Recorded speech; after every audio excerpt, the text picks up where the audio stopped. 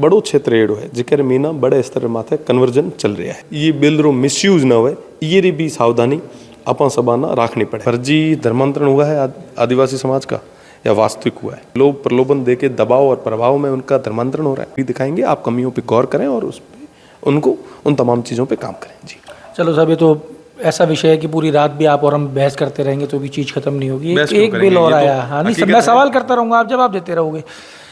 एक बिल और आया है आज धर्मांतरण का, और इस बिल के ऊपर आज हमने देखा, हाँ हमारी लागूड़ी है नहीं, हमने देखा इस बिल के अंदर हमने देखा भी कि भागवत गीता के श्लोक के साथ में आपने अपनी बात उससे शुरुआत की। इस बिल को आप किस तरीके से देख रहे हो और राजस्थान में इस बिल की कितनी आवश्यकता? क्योंकि मेरे पास में कुछ सांसदों के स्टेटमेंट्स हैं जिन पे अपन बात करेंगे। देखो, ईयर में ना पक्ष और विपक्ष दो ही चीज़ें हैं।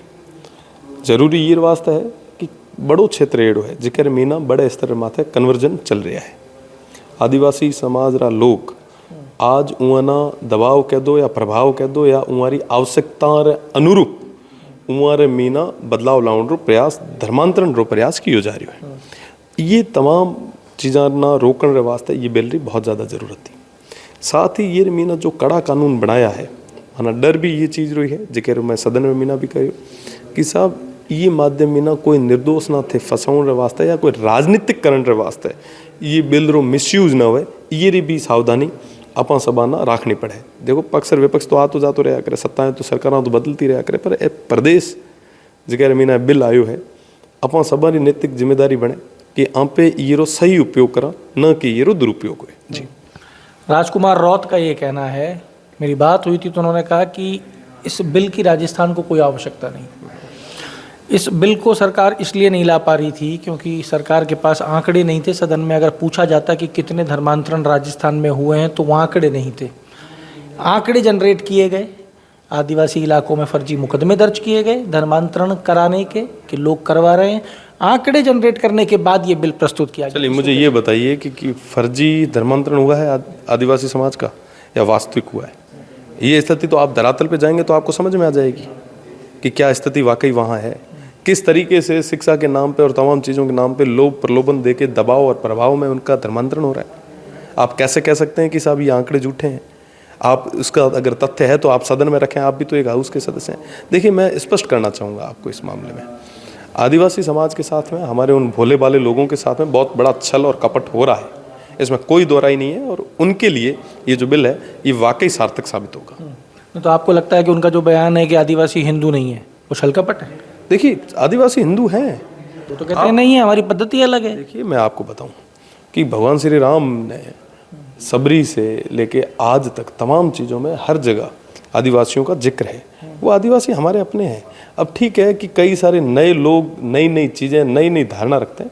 मुझे लगता है कि इन तमाम चीज़ों को, मनगढ़ंत चीज़ों से उन लोगों के बीच में डिफरेंसेस नहीं पैदा करनी चाहिए। नहीं पैदा करनी चाहिए।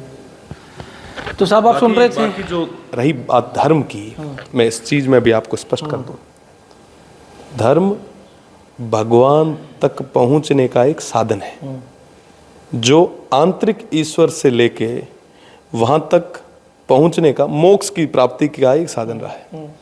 धर्म सबसे बड़ा, आपका मोड ऑफ ट्रांसपोर्ट हो गया। मैं एक चीज बता दूं आपको, इन तमाम चीजों में धर्म, आप चाहे गीता पढ़ेंगे, चाहे कुरान पढ़ेंगे, चाहे बाइबल पढ़ेंगे, ठीक है, चाहे गुरु ग्रंथ साहिब पढ़ेंगे, सब चीज़ों में लगभग सारी चीज़ें कॉमन आपको मिलेगी।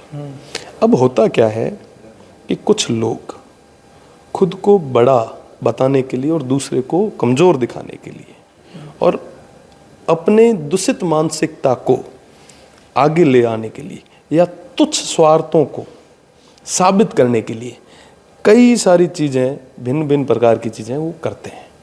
इन तमाम चीज़ों पे रोक लगाने के लिए इस बिल की ज़्यादा ज़रूरत इस प्रदेश को थी। बस ये है कि इस बिल का उपयोग जो है वो सही तरीके से किया जाए। सही तरीके से किया जाए, वो तरीका तय हो जाएगा। निश्चित रूप से होना चाहिए। और मैं तो पहले ही कह चुका हूँ, आज भी कह रहा हूँ, आज सदन में भी कहा कि जो हो रहा है वो सही हो। सही हो जी। तो तो साहब ये आप सुन रहे थे शिव विधायक रविंद्र सिंह भाटी को, जिन्होंने अपनी बात रखी, दोनों बिलों के ऊपर बात की और बड़ी बेबाकी से कहा कि एक आप पहले पूरा इंफ्रास्ट्रक्चर डेवलप कीजिए, फिर रिम्स बनाइए, और धर्मांतरण का जो बिल है इसकी सख्त आवश्यकता थी। जुड़े रहिए हमारे साथ। अमर उजाला के लिए जयपुर से मैं आशीष। अगर आप ये वीडियो YouTube पर देख रहे हैं तो हमारे चैनल को सब्सक्राइब कर बेल आइकन दबाएं, और Facebook पर देख रहे हैं तो हमारे पेज को लाइक करें।